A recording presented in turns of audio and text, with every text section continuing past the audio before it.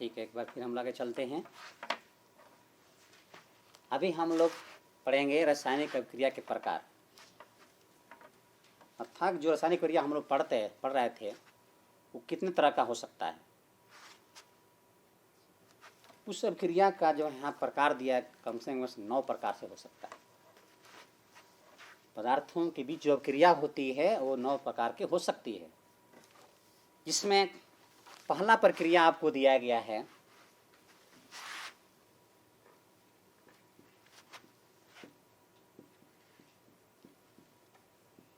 संयोजन अभिक्रिया, या इसी संयोजन दूसरा नाम होता है संश्लेषण अभिक्रिया। क्या नाम है? संयोजन या संश्लेषण।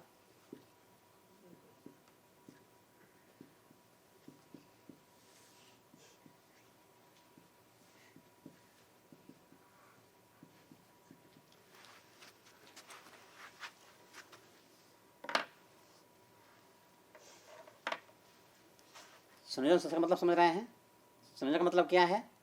इसमें 2 पदार्थ जो है जो अभिक्रिया करते हैं वो एक साथ जुड़ जाएंगे। क्या करेंगे?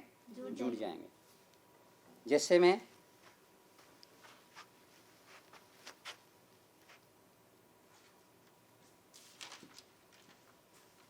कार्बन को ऑक्सीजन से अभिक्रिया कराया जाए तो ये दोनों जुट करके एक हो जाता है। क्या हो जाएगा? क्या बनेगा? CO2, कार्बन डाइऑक्साइड गैस बनेगा। संयोजन का मतलब क्या है? एक साथ में जुड़ जाना। जोड़ पढ़ते हैं ना आप लोग? संयोग का मतलब ही जोड़ होता है। दोनों क्या हो जाएंगे? एक साथ जुड़ जाएंगे। अब इस संयोग क्रिया में भी इसका 2 भाग है। संयोग क्रिया में इसे 3 तरह का इसमें है। पहला एक देखिएगा, इसमें कभी कभी तत्व का संयोजन होता है। पहले में क्या होगा? तत्व का तत्व संयोजन हो जाएगा। दूसरा होता है एक तत्व रहेगा, एक यौगिक रहेगा। एक तत्व रहेगा, एक ठो यौगिक रहता है। तीसरा होता है दोनों यौगिक रहता है। 3 तरह का क्रिया होगी। संयोजन क्रिया के 3 भाग हैं, 3 तरह की क्रिया होती है इसमें। ए नंबर में यहाँ पर होता है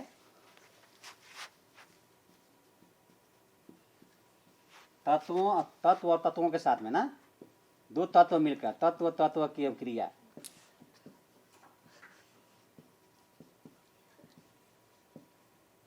इसमें 2 तत्व मिलेंगे, जैसे इसको दिखाया गया, कार्बन और ऑक्सीजन, ये 2 तत्व हैं। 2 तत्व एक साथ मिलकर के अभिक्रिया करेंगे तो बनता है CO2। दूसरा इसमें अभिक्रिया होती है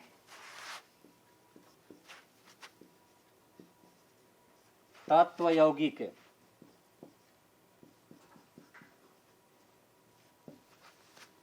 इसमें एक तत्व होता है, एक यौगिक होता है। 2 तरह क्रिया होगी। पहले आपको बताया गया एक तत्व रहेगा तो दूसरा भी तत्व रहेगा। दूसरा में बताया गया एक तत्व होता है तो एक यौगिक होगा। इस 2 प्रकार की अभिक्रिया यहाँ मिलकर के बनेगी। इसमें हम पाते हैं किस प्रकार से तत्व और यौगिक मिलेंगे। तत्व में तो यहाँ यौगिक किसे कहते हैं बताया गया आपको, लोग मालूम है पहले। यौगिक में अर्थात तत्वों मिल करके पूरा मिश्रण हो जाता है तब यौगिक बनता है। उस यौगिक में बारे में बताएंगे। तो यहाँ पर तत्व के साथ अभिक्रिया हुआ। दूसरा में तत्व एक रहेगा, एक यौगिक रहेगा। जैसे में आपको CO2 को लेते हैं और उसमें ऑक्सीजन की अभिक्रिया कराते हैं। इसमें CO2 को लिया गया और ऑक्सीजन का अभिक्रिया कराया गया। ये आपका एक यौगिक रहा। यहाँ तत्व मिलकर यौगिक बना है। अब यौगिक में एक ही तत्व मिलाते हैं तो क्या बनाएगा? उस समय भी संयोजन करना है, दोनों जुड़ जाएगा वहाँ पर मिल करके। अभी कौन बना रहे हैं हम लोग? संयोजन क्या बना रहे हैं? ये मिल करके क्या बनाता है वहाँ पर? ये दोनों जुड़ जाएगा तो उस समय ये CO2 ही बनाएगा, लेकिन इसकी संख्या बढ़ जाएगी, इसके अणु बढ़ जाएंगे। अभी यहाँ क्या हो जाएगा? 2 गुना हो जाएगा। क्या हो जाएगा? 2 गुना हो जाता है।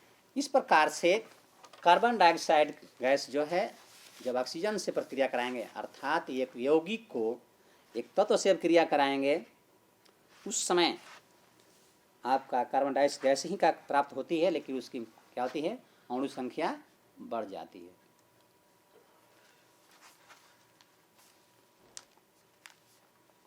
तीसरा उसमें सी नंबर में, इसमें दोनों यौगिक रहेगा। इसमें आएगा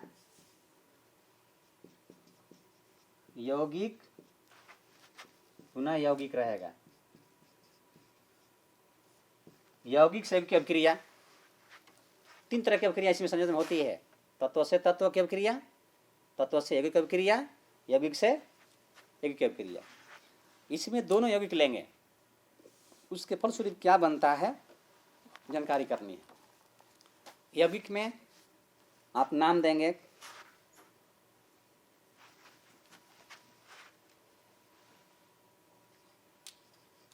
कैल्शियम ऑक्साइड को लिया गया और इसमें जल मिलाया गया, दोनों यौगिक है। यहाँ कैल्शियम से ऑक्सीजन से बना कैल्शियम ऑक्साइड जल बना था, यहाँ जल हाइड्रोजन और ऑक्सीजन से बना है जल, दोनों यौगिक है। अब ये दोनों अभिक्रिया कर रहा है, उस समय क्या बनेगा। अब इसमें तुलना कर देखना पड़ता है किसके साथ कौन जुटेगा।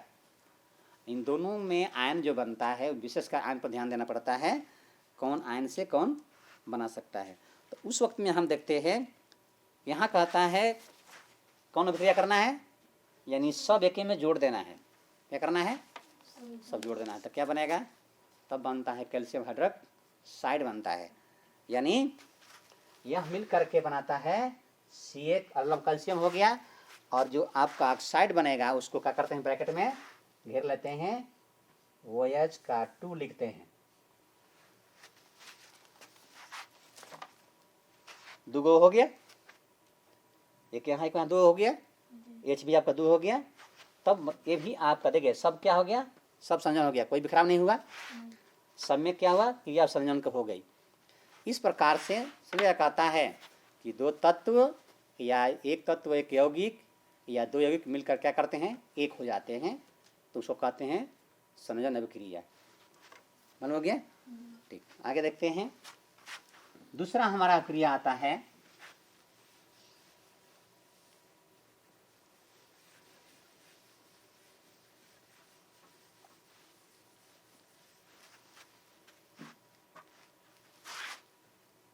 वियोजन अभिक्रिया। दूसरा क्या है, वियोजन।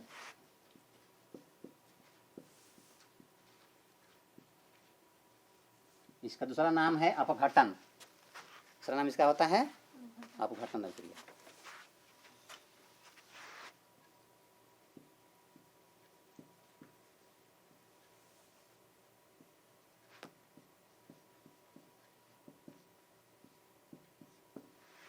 इस अभिक्रिया के बारे में जान लीजिए।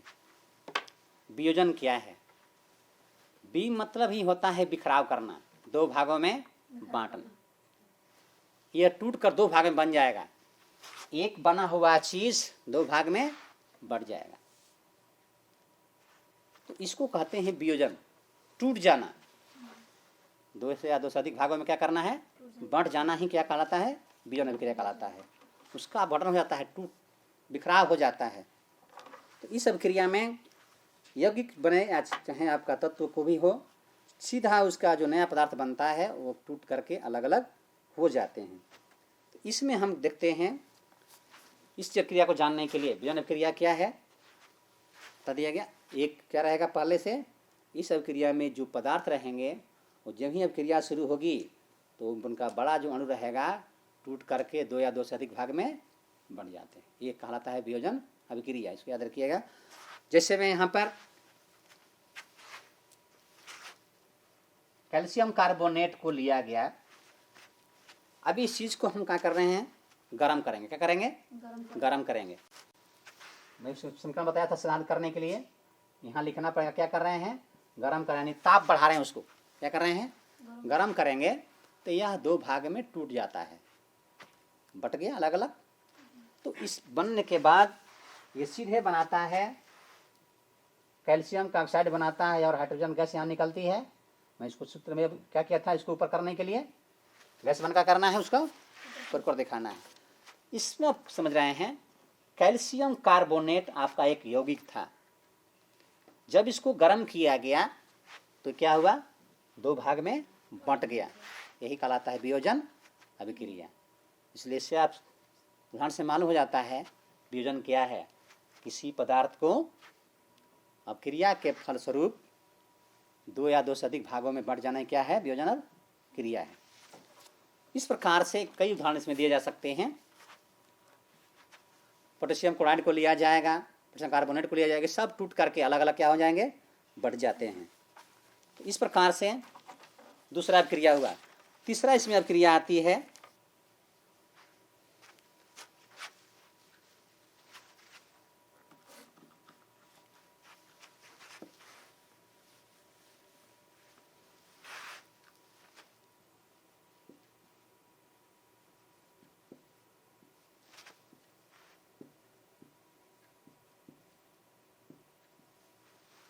तीसरा आता है वैद्युत अपघटन क्रिया। वैद्युत अपघटन अभिक्रिया कौन है, वैद्युत अपघटन अभिक्रिया। इस क्रिया में हम कुछ देखते हैं कि जब किसी प्रणाली में या किसी जार में लेकर के कोई यौगिक पदार्थ को जब उसमें विद्युत धारा प्रवाहित करते हैं तो उसमें जो वो दो भाग में टूटता है, जिसमें दो आयन बनता है, ऋण आयन और धन आयन, वो दो भाग में टूट जाता है। तो वो टूटने के बाद जो हम बिकर लेते हैं उसमें दो रॉड डालते हैं, दो छड़ डालते हैं, उसमें एक होता है एनोड, एक होता है कैथोड। उसमें जब ये टूटता है तो दोनों जा करके ऋण भाग जो उसमें बनता है और जो प्लस भाग बनता है, दोनों अलग अलग टूट करके अपना आयन करके वहाँ पर जो है उसमें जा करके क्या आता है, जो आपका प्लस आयन निकलेगा और माइनस दोनों निकलेगा वहाँ पर, उसमें दोनों जो कैथोड और एनोड होता है वो दोनों जा करके उसमें क्या करते हैं, जो धन आयन होगा वो सीधे जाकर वहाँ दोनों अलग अलग बटेगा। धारा प्रवाहित करने का क्या होता है, यूँ धारा प्रवाहित करेंगे वो टूट करके दोनों उसमें जो मात्रा होती है यौगिक में प्लस आयन और माइनस आयन, जैसे सोडियम क्लोराइड को लिया गया, क्या किया गया, सोडियम क्लोराइड को लेंगे, इसमें धारा प्रवाहित करने पर यही इसमें भी धारा प्रवाहित की जाएगी। क्या करना है, विद्युत धारा प्रवाहित करना है। धारा प्रवाहित करेंगे तो यह टूटता है, टूटने के बाद ये सोडियम अलग हो जाता है और क्लोरीन अलग हो करके बनता है। तो उस समय एक क्लोरीन का दो भाग बनता है, अन्य क्लोरीन का दो परमाणु यहाँ, क्लोरीन और सोडियम दो भाग में बढ़ जाता है। तो इस प्रकार से कोई भी यौगिक में अगर द्रव्य पदार्थ है तो उसको जब धारा प्रवाहित करते हैं तो वो दो भाग में प्लस माइनस और ऋण आयन में टूट करके अलग अलग हो जाते हैं। अब इसमें पहचानते हैं इसमें दोनों मिला हुआ है। जब धारा प्रवाहित करेंगे तो सोडियम आपका प्लस आयन है और क्लोरीन क्या है, माइनस आयन है, इसलिए दोनों टूट अलग अलग होता है, धन और ऋण दोनों क्या होता है, अलग अलग हो जाता है, कोई एक साथ नहीं रह पाएगा। इसमें खूबी है कि जब भी धारा प्रवाहित करेंगे क्या हो जाएगा, वो अलग अलग दो भाग में टूट करके प्लस और माइनस आयन में बदल जाता है। उसके बाद इसमें आता है एकल विस्थापन अभिक्रिया। चौथा में आता है एकल विस्थापन अभिक्रिया।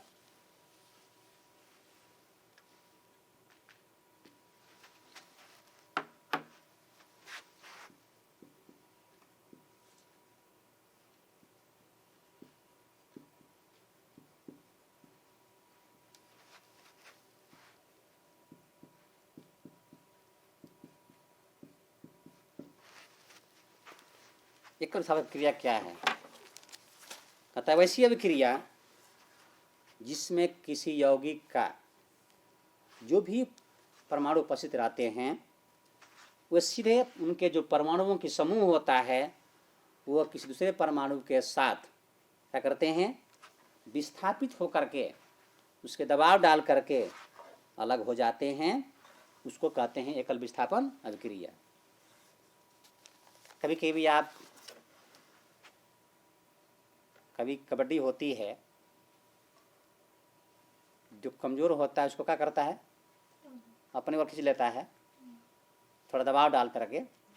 तो इस प्रकार से विस्थापन होता है वहाँ से। आप दो आदमी किसी को धक्का देंगे, अगर कमज़ोर है तो वो गिरेगा, अगर जो कमज़ोर नहीं रहेगा तो दूसरा वाला गिरेगा। तो ये विस्थापन होता है, यहाँ पर जगह को बदलाव हो जाता है। तो इस प्रकार की अभिक्रिया में इसको हम देखते हैं। कभी कभी ये जो लोहे की कांटी होती है उसको देखिए,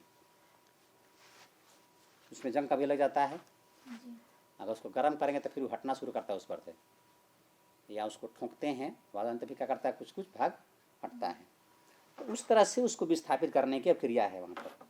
तो इसमें हम एग्जाम्पल में देखते हैं विस्थापन में, इसमें लोहा को लिया गया,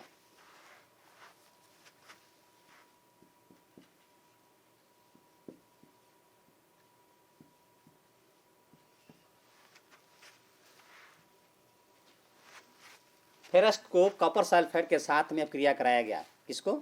फेरस को, लोहा को लेकर के।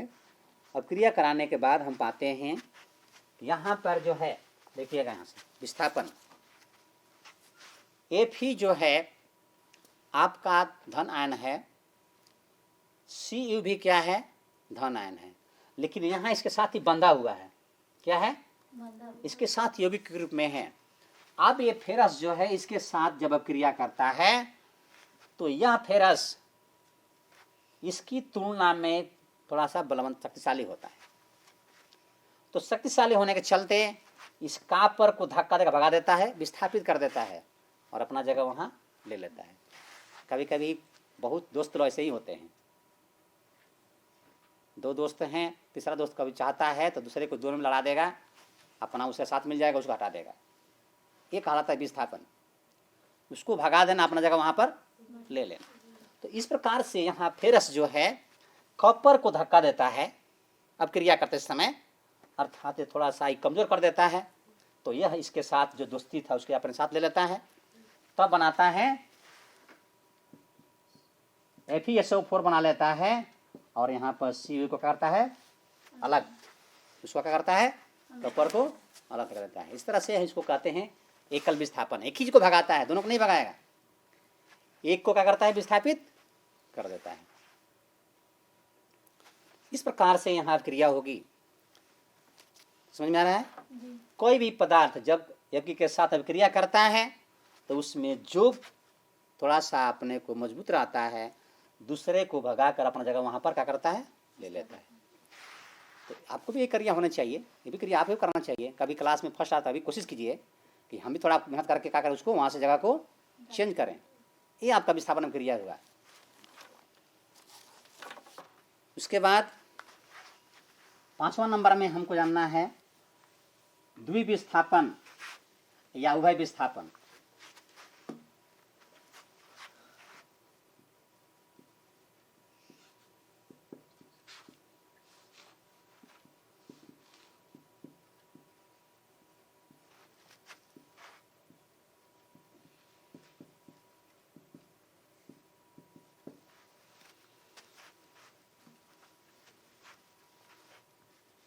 पांचवा है उभय विस्थापन, इसका दूसरा नाम है द्विविस्थापन।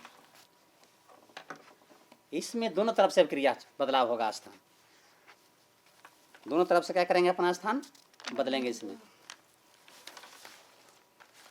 अर्थात उभय विस्थापन वह क्रिया है जिसमें अभिकारक या प्रतिफल के जो सक्रिय भाग होंगे अब क्रिया करेंगे और अपने जगह क्या करते हैं, बदल देते हैं, परिवर्तन कर देते हैं।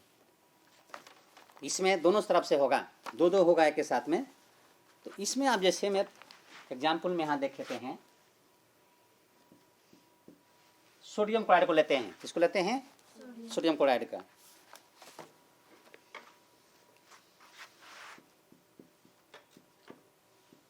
सोडियम क्लोराइड भी आपका यौगिक है, इसके साथ में क्रिया कराते हैं।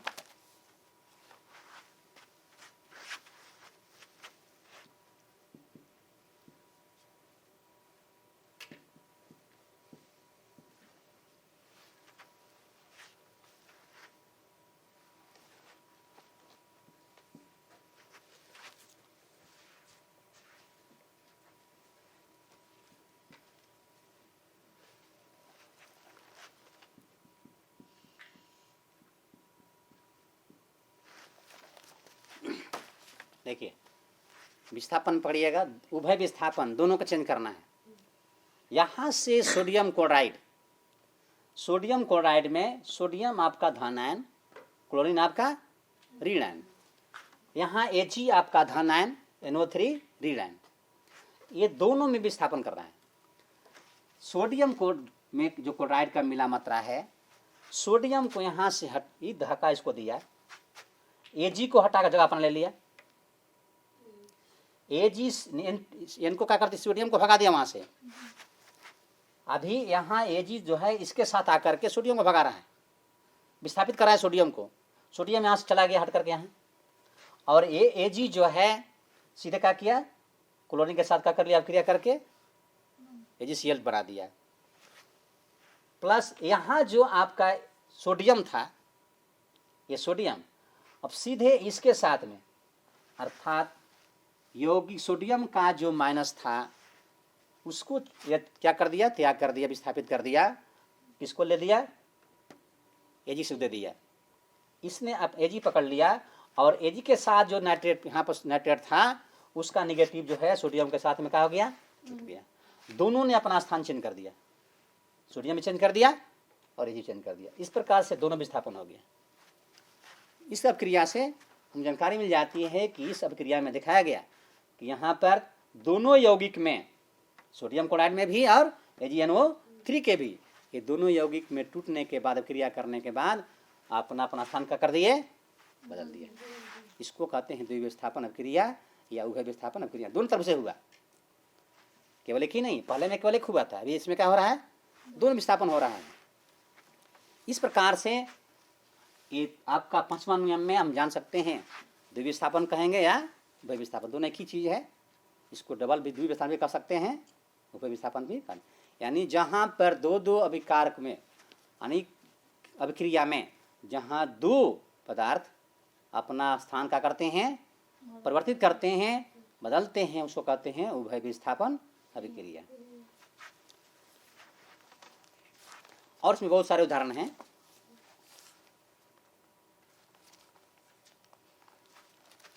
इसके और देखिए, फेरस को ले लिया जाए, फेरस के साथ में सल्फेट को लिया जाए, सल्फाइड को लिया गया, APS फेरस यहाँ सल्फाइड है, फेरस के साथ सल्फर में लिया गया फेरस सल्फाइड को। अगर इसमें अम्ल को डालते हैं H2SO4 को, इसको डालते हैं H2SO4 एक अम्ल है, तो ये भी बदलाव करता है अपना। यहाँ पर Fe के साथ में S माइनस में है, अब ये Fe इसके साथ ले लेगा, Fe जो है इसके साथ चला गया। वैसे आप समीकरण संतुलन बनाएंगे, देख लीजिए, इधर का प्लस इधर के क्या करेगा, माइनस को ले लेगा। पहचानना आपको है इसमें कौन प्लस आयन कौन माइनस आयन है। Fe जो है प्लस आयन में है, सल्फर जो है ऋण आयन में है। यहाँ पर H2 हाइड्रोजन प्लस होता है और SO4 क्या हो गया, माइनस हो गया। तो यहाँ का ये Fe सीधे क्या करता है, SO4 का क्रिया करता है, तो बनाता है FeSO4 बनाएगा, और प्लस ये H2 बच गया, H2S बनाता है, हाइड्रोजन सल्फाइड बना लेता है। क्या करता है, H2S बनाता है, यानी यहाँ पर बनता है हाइड्रोजन सल्फाइड। दोनों ने अपना स्थान चेंज कर लिया, Fe चेंज कर दिया, हाइड्रोजन भी चेंज कर दिया। इस प्रकार से दोनों विस्थापन हो जाता है। तो इसको कहते हैं उभय विस्थापन अभिक्रिया।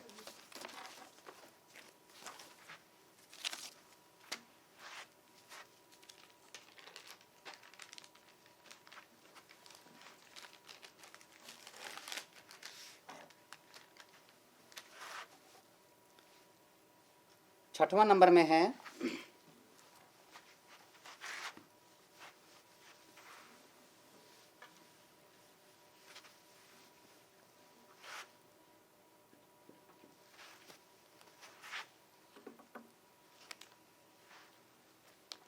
अवक्षेपण अभिक्रिया।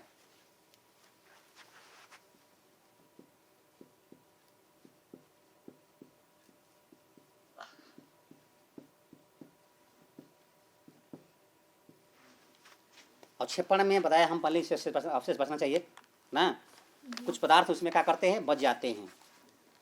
इसमें हम देखते हैं अवक्षेपण अभिक्रिया में एग्जाम्पल में ऐसी विक्रिया जो अभिक्रिया करने के फलस्वरूप उसमें कोई जो प्रतिफल बनता है ठोस रूप में क्या करता है, थोड़ा सा अलग होकर बच जाता है, वो कहलाता है अवक्षेपण अभिक्रिया।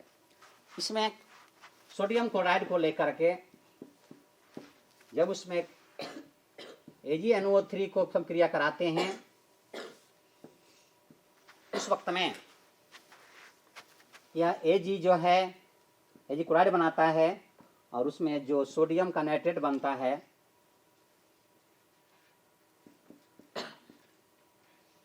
यह जो अवक्षेप के रूप में बन जाता है, पूरा पूरा गल नहीं पाता है।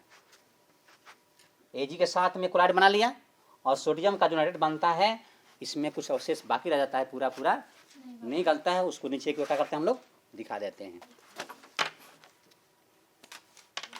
उसके बाद आता है उदासीन अभिक्रिया। उसके बाद आता है उदासीनीकरण अभिक्रिया। इसमें अभिक्रिया में जो है अम्ल और भस्म की अभिक्रिया करते हैं। जब दोनों एक साथ अभिक्रिया करते हैं तो उसमें लवण और जल बनता है। क्या क्या बनता है, तो जल उदासीन रूप में हो जाता है। हाइड्रोजन क्लोराइड को लेते हैं, लिखना मुश्किल हो जाएगा। सतवां आपका हो गया उदासीनीकरण अभिक्रिया। उदासीनीकरण इसमें HCl को लेते हैं,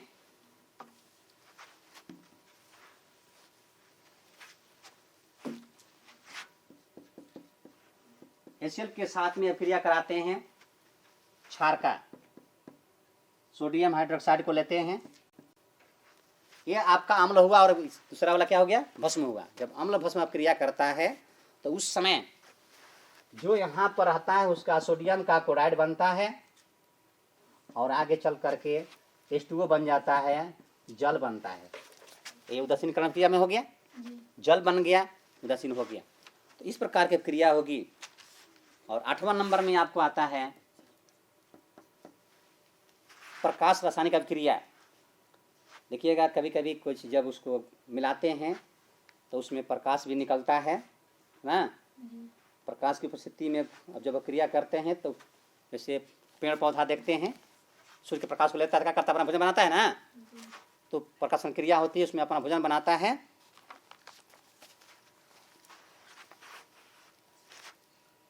उसमें है इसका एग्जाम्पल में प्रकाश रासायनिक अभिक्रिया में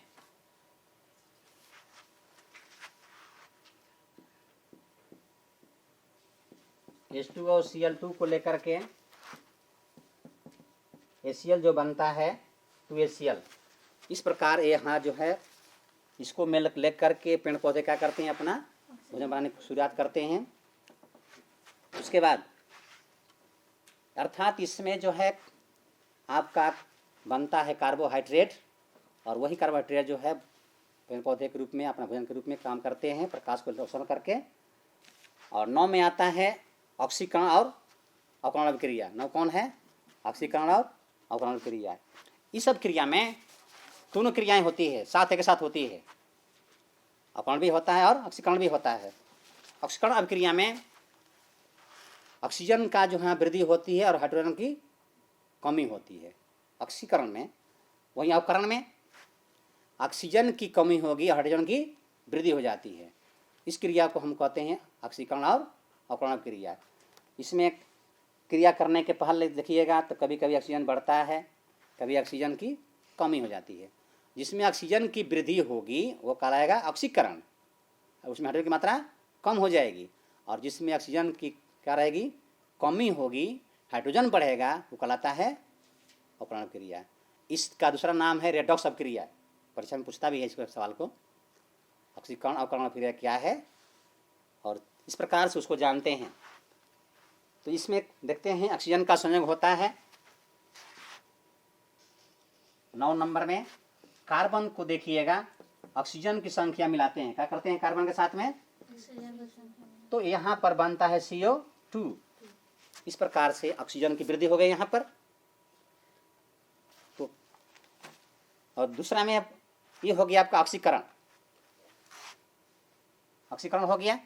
अब कभी कभी इसमें देखिएगा हाइड्रोजन की वृद्धि होती है, किसका होती है, वृद्धि हाइड्रोजन की, तो उस समय हम उसको कहते हैं अवकरण।